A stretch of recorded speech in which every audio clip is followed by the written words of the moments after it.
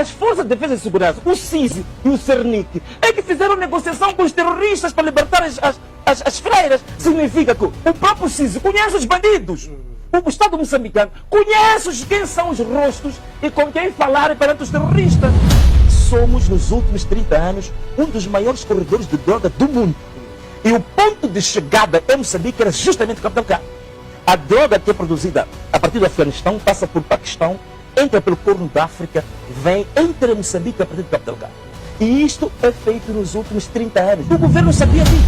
As pessoas do terrorismo no Cabo Delgado, os comandantes, são conhecidos.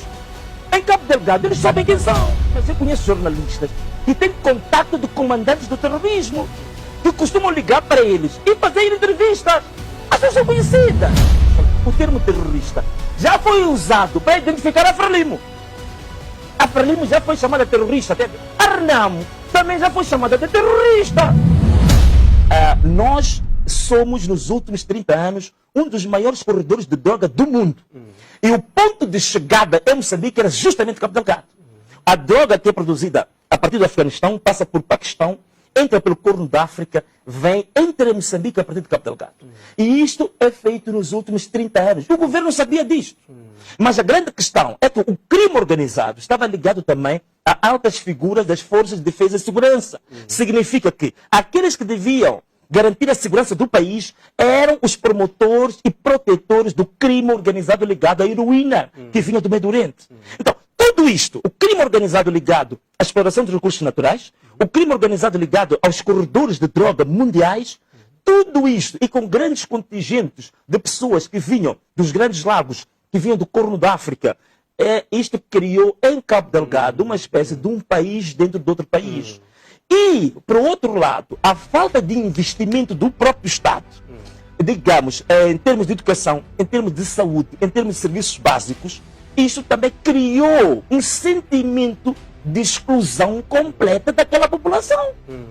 Então, o que isto acaba criando? Isto acaba criando condições objetivas para que, quando começa a grande escalada dos recursos naturais, haja aqui uma população que não se identifica nem tão pouco com o Estado oficial.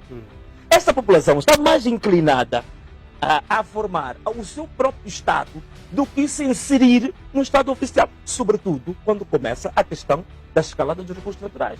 Então, aqui é que está, digamos, uma base que é preciso nós analisarmos e termos consciência de que isto também é um dos fatores propiciadores para que haja muitos jovens que se associam a esta causa. É por isso que, por exemplo, o Estado moçambicano tem problemas muito sérios em termos de serviços secretos.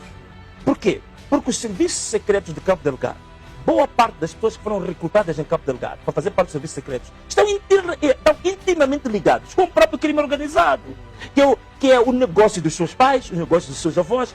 Esta economia paralela que se criou lá, os próprios serviços secretos também estão ligados a ela. As Forças de Defesa e Segurança também estão ligadas a ela. É por isso que é muito difícil a penetração em Cabo Delgado. Agora, deixa-me só falar de um aspecto. O que se fala muito do Al-Shabaab é que o Al-Shabaab, dizem que o Al-Shabaab vem do Quênia ou vem do Médio Oriente, por aí fora. O Al-Shabaab está em Cabo Delgado. Escuta bem, você que está aí em casa. Repara bem nisto. O Al-Shabaab está em Cabo Delgado desde a década de 90. O Al-Shabaab é uma seita que se instalou em Nangade. Atenção a isso, vocês são estudantes, para irem consultar. Em Nangade, em 1989. Só que era uma seita que, em certa medida, não fazia ataques. Mas eles tinham uma forma de islão, que era um islão paralelo ao islão que era reconhecido pela globalidade dos muçulmanos em Moçambique. E essa seita, por exemplo, tinha uma forma de vestir muito própria. E usavam até armas brancas. Já andavam com katanas e com facas, com um turbante e com umas roupas muito típicas que usavam, por exemplo, uma calça preta, que deixavam uma parte do pé fora, uma espécie de bermudas. E esta forma deles vestirem, andavam armados com armas brancas, que eram katanas e facas, e também eles não aceitavam o islão que era praticado em Moçambique. Porque boa parte destes tinham sido formados no Médio Oriente, tinham sido formados na Somália, no Quênia, num islão totalmente diferente. E eles, já em 1989, eles invadiam as mesquitas, atacavam os imãs, os sheiks, que já estavam lá, e eles queriam implementar a Sharia desde 1989. O Conselho Islâmico já tinha alertado as autoridades nacionais de que em 1989, na década de 90, estava-se a formar um grupo extremamente perigoso em Cabo Delgado que queria implementar um Islão extremista. Eles tinham uma forma de Islão que tendia para um extremismo violento. Isso em 1989, 1990. O governo moçambicano tinha essas informações, nunca agiu. Começou a agir quando? A partir de 2015, 2014, sobretudo quando... Agora, você repara bem nisso que eu vou dizer, presta atenção. Quando começa a florescer o negócio dos rubis, sobretudo com a instalação da Ruby Mines, né? Um dos sócios é justamente o meu amigo Samito, né? Um dos sócios de Samito e Pachinoapa, que são pessoas da Frelimo, são grandes figuras da Frelimo que são donos da empresa da Ruby Mines.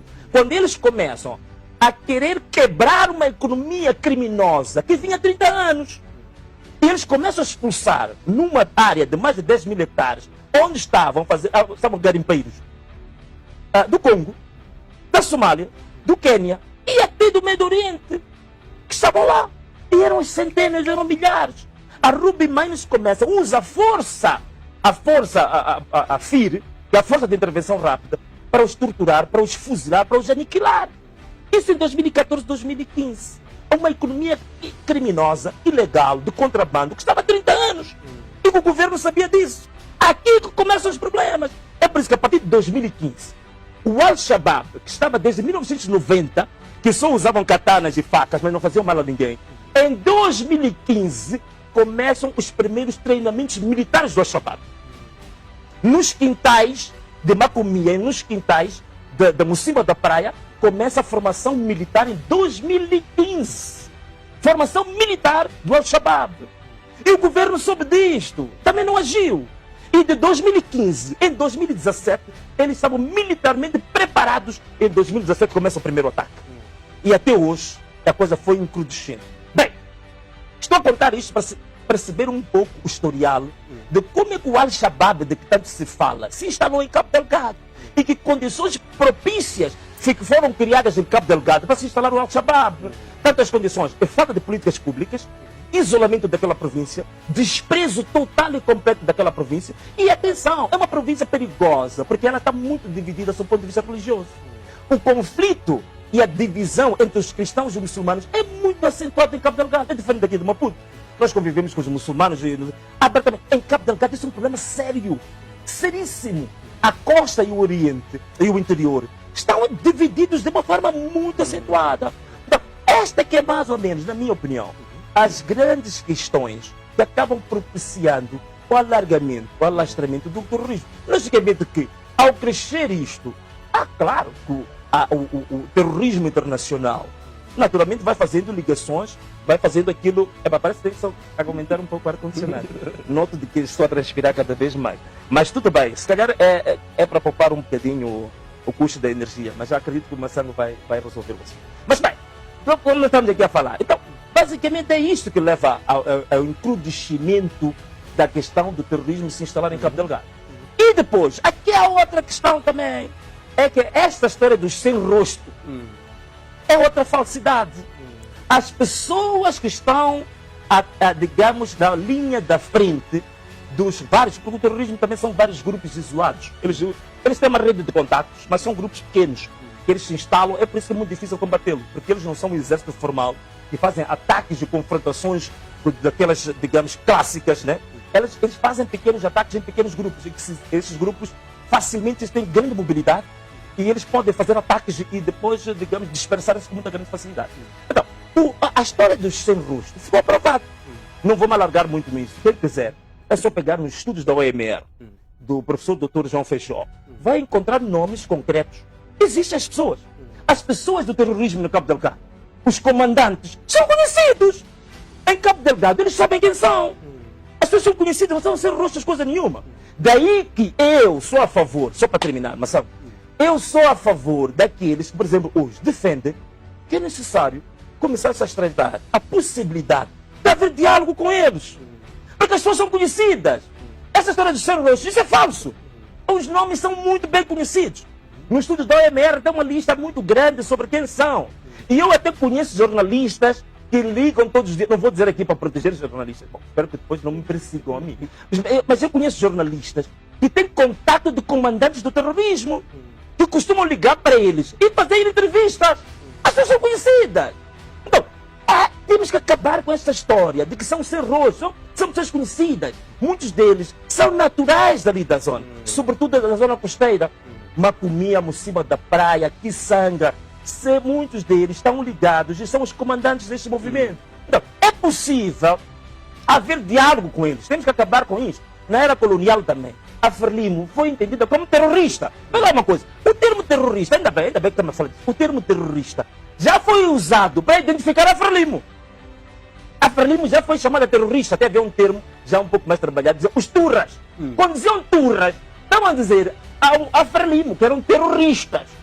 A Renamo também já foi chamada de terrorista. Hoje, este movimento que está em Cabo Delgado também são chamados de terroristas.